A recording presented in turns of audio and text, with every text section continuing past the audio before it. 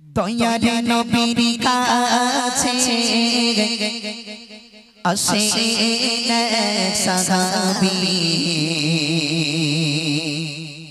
আসেন সাহাবী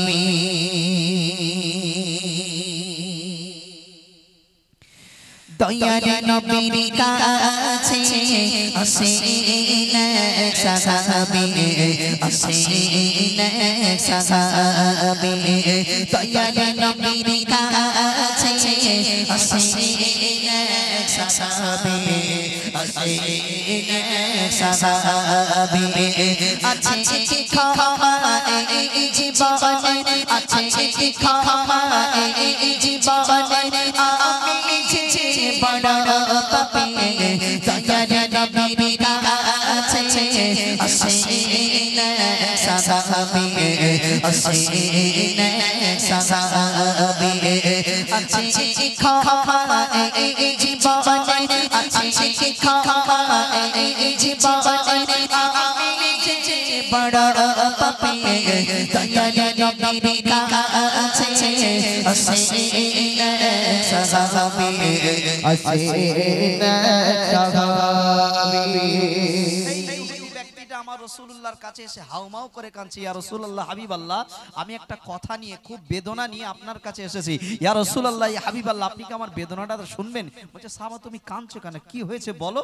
বলছে কান্নাটাকে বন্ধ করে তারপর আমার কথাটা শোনাও। বলি ইয়া রাসূলুল্লাহ ইয়া হাবিবাল্লাহ আমি যে কথাটা বলবো আপনি আমার স্থান দেবেন, জায়গা দেবেন, আমি তো বুঝতে পারছি না, আমি মহা বড় পাপ করেছি, জানি না আল্লাহ আমাকে ক্ষমা করবেন কিনা, একটু মন দিয়ে শুনবেন, আসুন।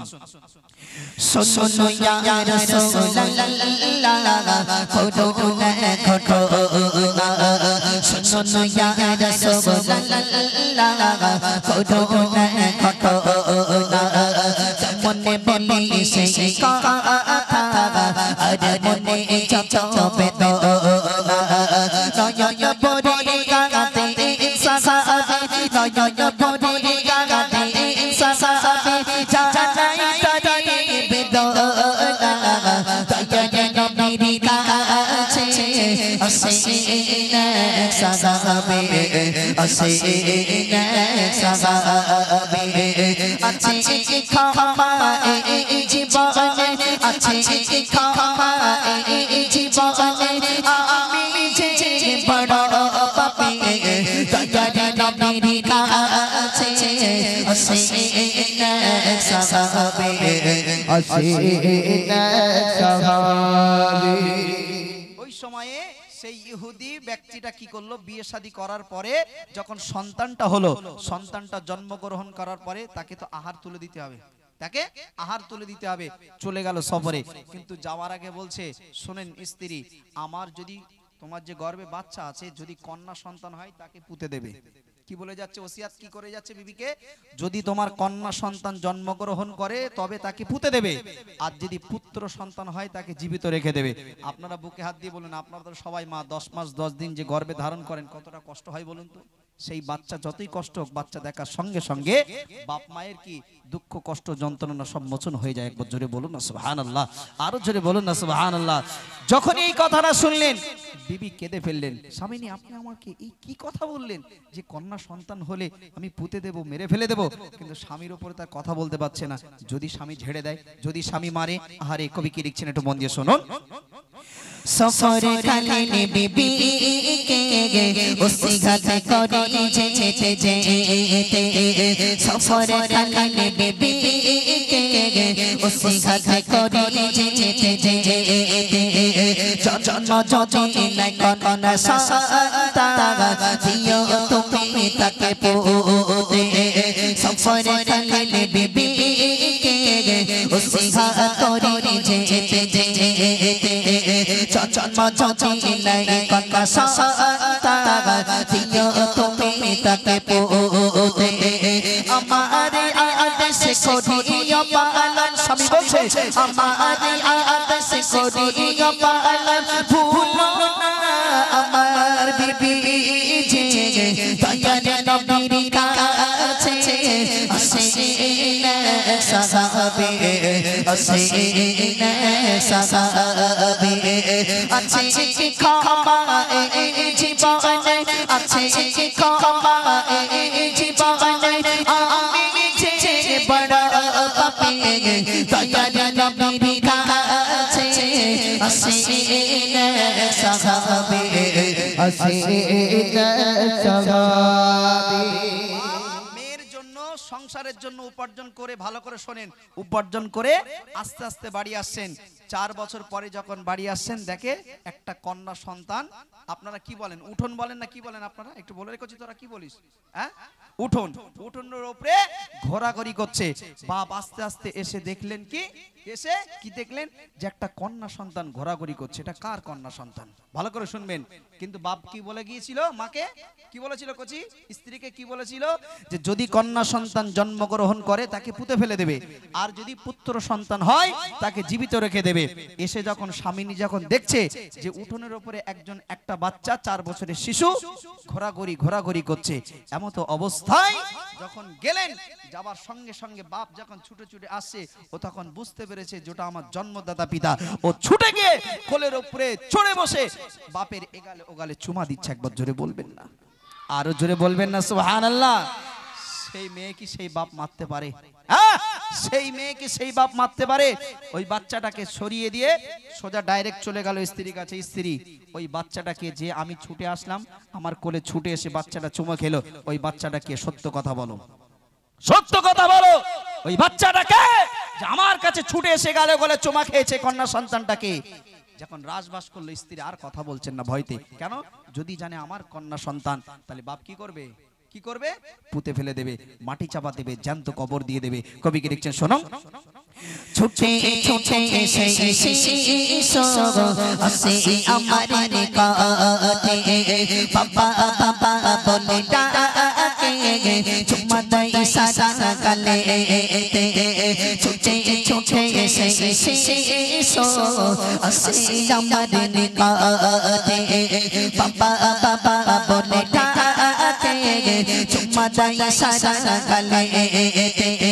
ঘটনায় বাংলা গবিবি, ঘটনায় বাংলা গবিবি, শুনতে চাই আমি সবে দয়ার নবীর কাছে আসিন সাহাবী আসিন সাহাবী। আছে ক্ষমা এই জীবনে, আছে ক্ষমা এই জীবনে আমি যে বড় পাপী দয়ার নবীর কাছে আসিন সাহাবী আসিন সাহাবী। যখনই বিবি বললেন এটা আপনার কন্যা সন্তান, ওর গায়ের রক্ত তখন কি একদম টলবল টলবল করছে যে আমার কন্যা সন্তান হয়েছে। আমার বিবিকে বলে গিয়েছিলাম জ্যান্ত কবর দিতে, কবর দিল না। ও স্বামী তখন একটা ফাঁদ পেতেছে। কি পেতেছে? স্ত্রীকে বলছে, স্ত্রী আমার বাচ্চাটাকে সুন্দর করে সাজিয়ে দাও, আমি একটু ঘুরতে যাব, বেড়াতে যাব। কি বললেন? যে ঘুরতে যাব, বেড়াতে যাব। বাপ অনেকদিন পরে বাড়ি এসে যদি সেই স্বামী যদি বলে স্ত্রীকে সাজিয়ে গুছিয়ে দেবে কি দেবে না? বলুন, সেই বাচ্চাটাকে সুন্দর করে সাজিয়ে গুছিয়ে দেবে।